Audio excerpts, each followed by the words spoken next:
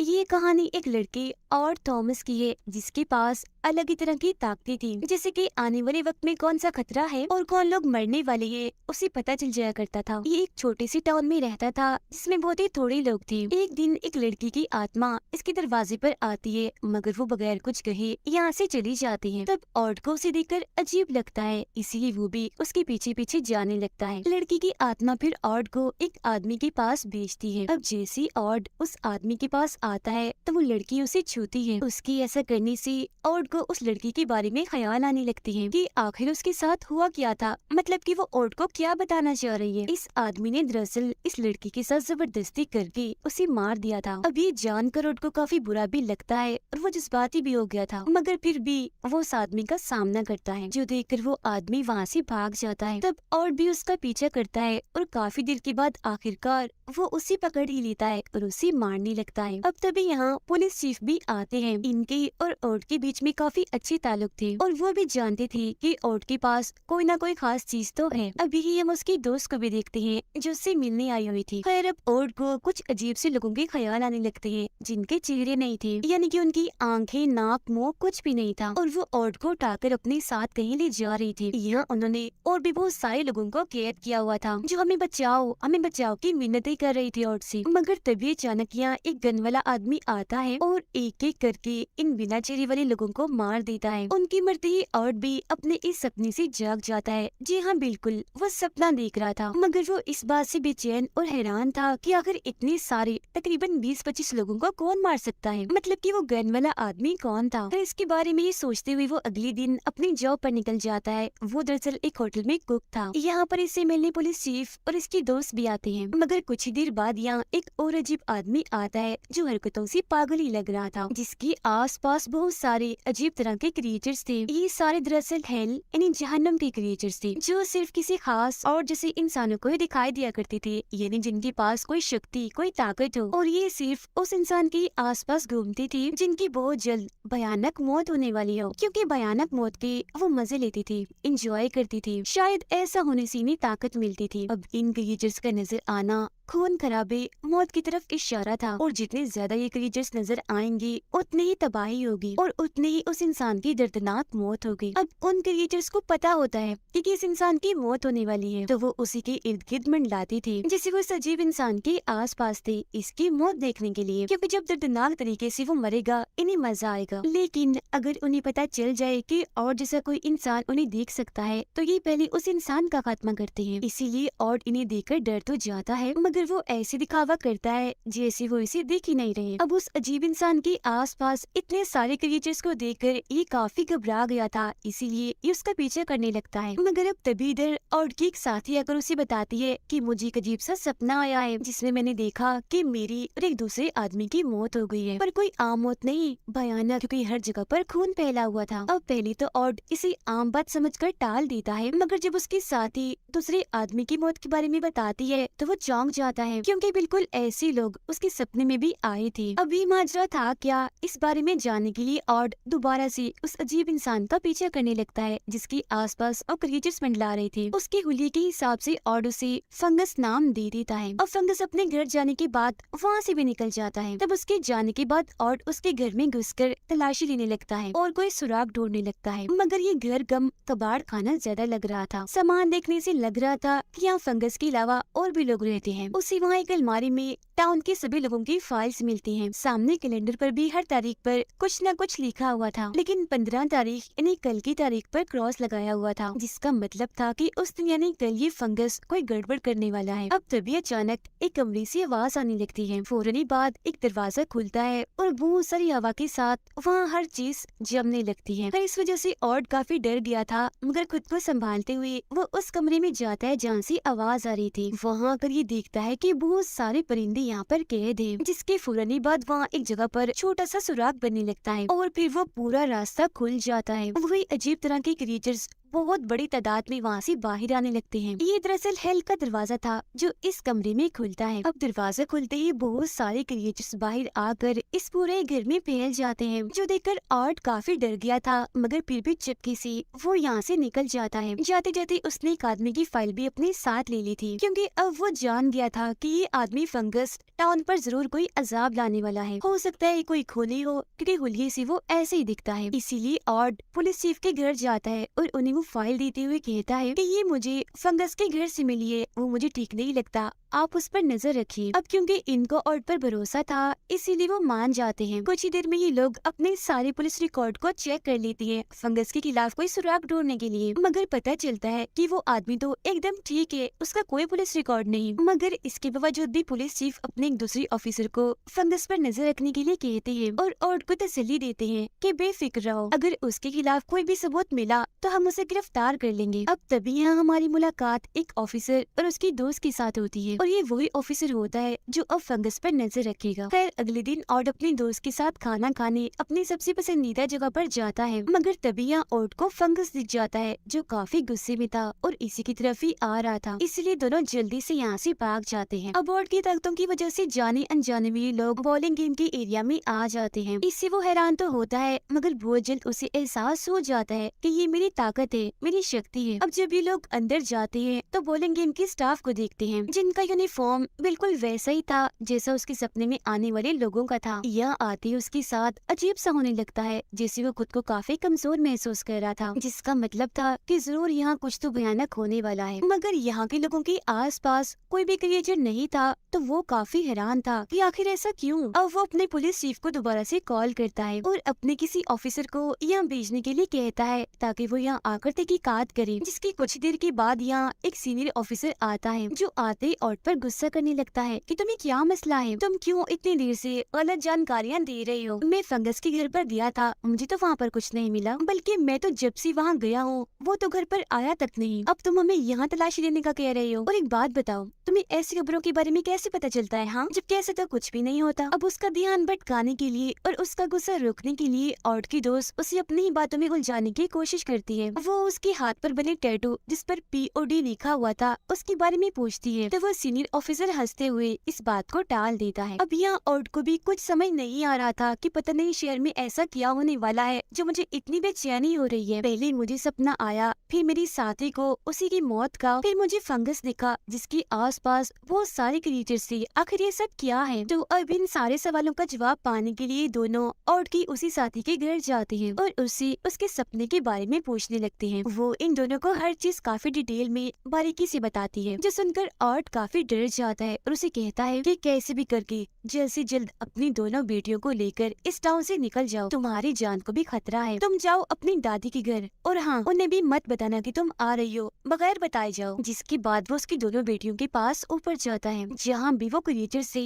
बहुत बड़ी तादाद में। तब आर्ट उन्हें नजरअंदाज करता है ताकि उन्हें पता ना चल सके कि वो इन्हें देख सकता है। इसके बाद ये दोनों यानी आर्ट और उसकी दोस्त यहाँ से निकल जाते हैं, मगर वो रास्ते में एक जगह रुक जाते हैं। तभी इन्हें एक लड़की की चीख सुनाई देती है, जो काफी डरी हुई थी। ये लड़की और कोई नहीं बल्कि उसी ऑफिसर की दोस्त होती है जो फंगस पर नजर रख रहा था। इस वक्त उसके पीछे खूंखार डॉग पड़े हुए थे। वो बेचारी अभी अपनी जान बचाने के लिए भाग ही रही थी कि तभी कोई उन डॉग्स को मारने के लिए गोली चला देता है, मगर उसका निशाना चूक जाता है और गलती से वो गोली उस लड़की को भी लग जाती है, जिससे उसकी मौत हो जाती है। अब ये देखकर जल्दी से आर्ट और उसकी दोस्त उस लड़की की लाश के पास आती है। ये दोनों ही काफी घबरा गई थी, जिसके फौरन ही बाद इंक्वायरी करने यहाँ पुलिस चीफ भी आ जाती है। वो भी इसकी लाश को देखकर काफी हैरान थी, क्योंकि आज सुबह ही वो इनसे मिली थी, साथ इन्होंने खाना खाया था, और अब अचानक सिर्फ 7 से 8 घंटों के बाद उसकी मौत हो गई। असल में इस लड़की को किसी ने अगवा भी कर लिया था। अब यहाँ आर्ट पुलिस चीफ को बताता है कि जो डॉग इस लड़की का पीछा कर रही थी, बिल्कुल वैसी डॉग मैंने फंगस के घर पर भी देखे थे। जो सुनकर पुलिस चीफ अपने सभी ऑफिसर्स को कहती है कि कैसे भी करके फंगस को ढूंढ कर लाओ। आर्ट और उसकी दोस्त को भी वो घर जाने का कहती है ताकि उन्हें कुछ न हो जाए, मगर जाने से पहले आर्ट उन्हें एक बड़ा सा मजबूत सा लॉकेट देता है और जबरदस्ती उन्हें पहनने के लिए कहता है। फिर अपनी दोस्त को उसके घर छोड़कर जैसे आर्ट अपने घर आता है तो यहाँ तो उसके लिए अलग ही हैरान कर देने वाली चीज थी। उसी वॉशरूम में फंगस की लाश मिलती है। उसकी हालत देखकर लग रहा था कि तकरीबन 8 से 10 घंटे पहले किसी ने इसका खून किया है। तो इससे हमें यहाँ ये बात पता चलती है कि जब ऑड ने पुलिस को कहा था कि फंगस एक अजीब इंसान है, इस पर नजर रखो, तो पुलिस इसके घर पर आई और तलाशी लेने लगी, जिस वजह से फंगस के साथियों को ये अपने लिए खतरा लगा। इसीलिए उन्होंने फंगस को ही मार डाला, जिसका मतलब था कि अगर इसके साथी जिंदा है तो कल जो खतरनाक होने वाला है इन्हीं 15 तारीख को वो होकर ही रहेगा। जो सारी बातें सोचकर उसे एक प्लान आता है। वो फंगस की लाश को एक खाली पड़ी मिल में रखकर वहाँ से वापिस आ जाता है। जब वो रास्ते में था तो उसे हर जगह, हर सड़क पर हजारों की तादाद में वो क्रिएचर्स दिखते हैं। हर घर के आगे वो मंडला रहे थे, जिसका मतलब था कि कल भयंकर तबाही होने वाली है, शायद पूरा शहर ही तबाह हो जाए। उधर पुलिस चीफ के घर कोई अनजान आदमी आता है और 3 से 4 बार शूट करके उन्हें भाग जाता है। इस बारे में जेसी ओड को पता चलता है तो वो सीधा हॉस्पिटल जाता है, जहाँ उसे उनकी वाइफ मिलती है और बताती है कि तुमने जो लॉकेट दिया था उसकी वजह से गोली दिल के आर पार नहीं हुई, सिर्फ टकरा कर वापिस आ गई, मगर उनकी हालत काफी नाजुक है, उनका ऑपरेशन चल रहा है। अभी सारी सूरत हाल गड़बड़ी की वजह से और काफी परेशान हो गया था, तो कोई सुराग ढूंढने के लिए वो दोबारा से फंगस के घर पर जाता है और कंप्यूटर से वो इंटरनेट की हिस्ट्री को चेक करने लगता है, ताकि उसे पता चल सके कि फंगस ने क्या क्या सर्च किया था, जिसमें उसे काली जादू, शैतान और इस तरह की वेबसाइट्स की कुछ डिटेल्स मिलती हैं, जिससे वो फौरन समझ जाता है कि जितने भी लोग हैं वो दरअसल हेल का दरवाजा यहाँ खोलने वाले हैं, जिससे बहुत सारे शैतान इस दुनिया में आकर इंसानों को बुरी तरह तड़पा तड़पा कर मारेंगे। अब यही उसे एक वैन और कुछ बॉम्ब्स के बारे में भी जानकारी मिलती है। अभी वो ये सब देख ही रहा था कि तभी उसे किचन से अजीब सी आवाज आने लगती है, तो इसीलिए वो उस तरफ ही जाने लगता है चेक करने के लिए। आवाजें दरअसल फ्रिज से आ रही थी, इसीलिए वो फौरन फ्रिज का दरवाजा खोलता है, जहाँ वो बहुत ही अजीब, दिल को हिला देने वाली चीजें देखता है, जैसे कि इंसान की कटी हुई उंगलियां, उनके दांत और भी जिस्म के हिस्से जिन पर बिच्छू कीड़े मकोड़े पी रहे थे, जो देखकर उसकी खुद की हालत भी काफी अजीब हो गई थी। और फिर जैसे ही वो फ्रिज का दरवाजा बंद करता है तो साइड में खड़ी होती है फंगस की आत्मा, जिसे एकदम से देखकर वो डर सा गया था। अब फंगस को ओट पर गुस्सा था, इसीलिए वो अलग अलग तरीकों से उस पर हमला करता है, जैसे फ्रिज को उस पर गिरा कर, बर्तन फेंक फेंक कर। मगर अब वो जैसे सिलेंडर से आग लगाकर धमाका करने ही वाला था कि तभी खिड़की तोड़कर और यहाँ से भाग जाता है, जिसके फौरन ही बाद वहाँ काफी बड़ा धमाका हो जाता है। अब यहाँ से निकलते निकलते ऑड ने एक चीज नोट की थी कि फंगस के दिल के पास एक निशान है, मगर क्योंकि वो इस निशान को ठीक से देख नहीं पाया था, तो वो इस हकीकत को जानने के लिए उसी मिल में जाता है जहाँ उसने फंगस की लाश रखी थी। उसकी लाश गल रही थी। वो देखता है कि जहाँ उसे गोली लगी थी वहाँ भी P और D लिखा हुआ था, यानी वही सेम टैटू जो सीनियर ऑफिसर की बाजू पर भी बना हुआ था। इसका मतलब था प्रिंस ऑफ डार्कनेस, जिससे ये बात साफ हो जाती है कि जिसके भी जिस्म पर ये टैटू होगा वो प्रिंस ऑफ डार्कनेस होगा, यानी अंधेरों का शहजादा, और वही फंगस का साथी भी होगा। जिससे अब यहाँ ये बात भी साफ हो गई थी कि वो सीनियर ऑफिसर भी फंगस का साथी ही था। असल में जब ऑड ने पहली बार पुलिस चीफ को बताया था कि फंगस पर नजर रखे, वो ठीक नहीं है, तो वहाँ ये सीनियर ऑफिसर भी था और इसी पता चल गया था कि फंगस की किसी गलती, किसी हरकत की वजह से पुलिस अब इस पर नजर रखेगी, तो इसने उसे मार डाला। खैर अगले दिन ऑड अपने दोस्त के पास आकर उसे शहर छोड़ जाने का कहता है, मगर वो कहती है कि नहीं,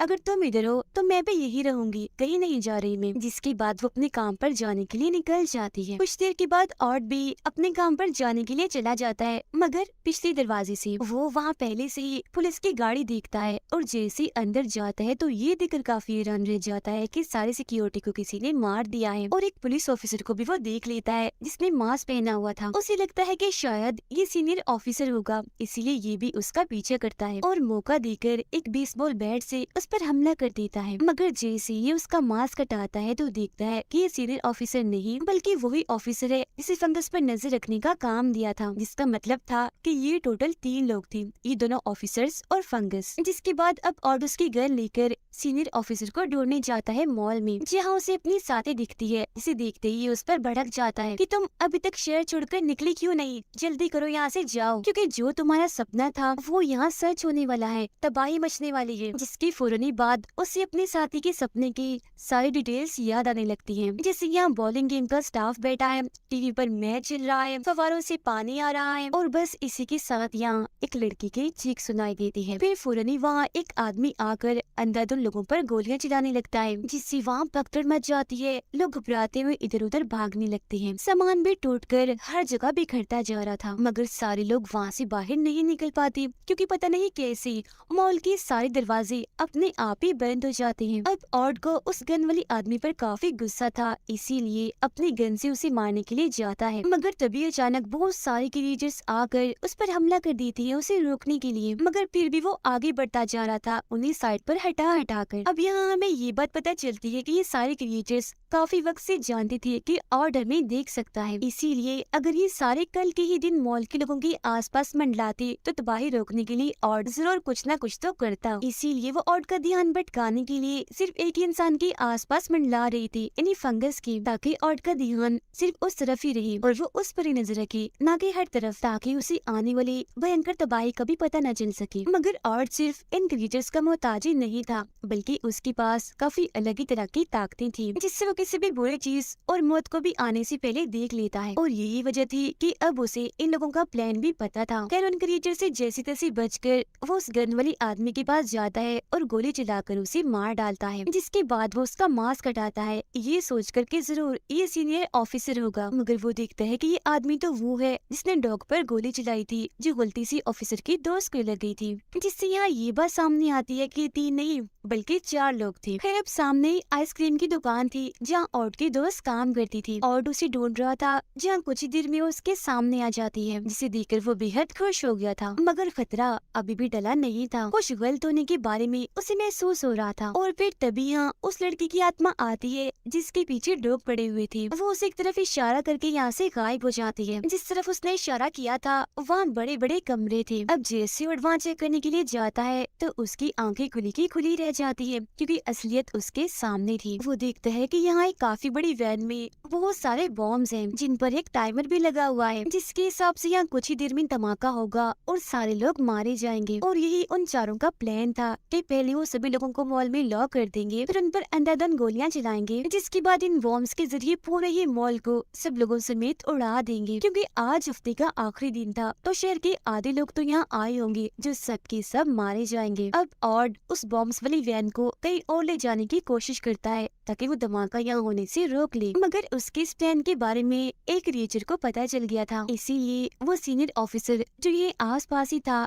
उसके जिस्म जाकर उसे अपने कंट्रोल में कर लेता है और ऑड पर गोलियां चलाने लगता है। उनके ऐसे करने के पीछे की वजह मैंने आपको पहले भी बताई थी कि ये क्रिएचर्स दरअसल दर्दनाक मौत का मजा लेते हैं, ये किस्म का इनकी जिंदा रहने का जरिया था। मगर अब अगर ऑड वैन कहीं और ले गया तो उनका ये प्लान तो फेल हो जाएगा। यहाँ धमाका नहीं होगा, लोग मरेंगे नहीं, तो उनको ताकत भी नहीं मिलेगी, वो एंजॉय भी नहीं कर सकेंगे। इसीलिए वो सीनियर ऑफिसर के जिस्म आकर उसे रोक रहे थे। बहुत सारी गोलियां ऑड को छूकर गुजर भी जाती हैं, मगर फिर भी वो हिम्मत नहीं हारता और वैन को मॉल से बाहर लाकर काफी तेजी से चलाता है और ठीक वक्त पर वैन से बाहर आ जाता है। वैन के अंदर वो सीनियर ऑफिसर भी था। जैसे वैन पुल से नीचे गिरती है तो वहाँ बॉम्ब्स की वजह से एक काफी बड़ा धमाका हो जाता है, जिसमें सीनियर ऑफिसर की भी मौत हो गई थी। फिर अब 2-3 दिन के बाद हॉस्पिटल में ऑड को होश आती है तो वो अपने सामने अपनी दोस्त को पाता है, और क्योंकि उसने इतने सारे लोगों की जान बचाई थी तो वो सबका हीरो बन गया था। मगर क्योंकि वो उसे सुकून वाली जिंदगी चाहिए थी, इसीलिए वो अपने दोस्त के साथ शादी करके बहुत अच्छा वक्त उसके साथ गुजारता है। मगर तकरीबन 1 हफ्ते के बाद पुलिस चीफ और उसके साथी वहाँ आकर उसे हैरानकुन जानकारी देती है और कहती है कि अब बस टाइम आ चुका है। तो यहाँ हमें पता चलता है कि असल में ऑड की दोस्त की तो उस गोलीबारी में मौत हो गई थी, और ये बात खुद ऑड को भी पता थी। जिसके साथ वो 1 हफ्ते से रह रहा था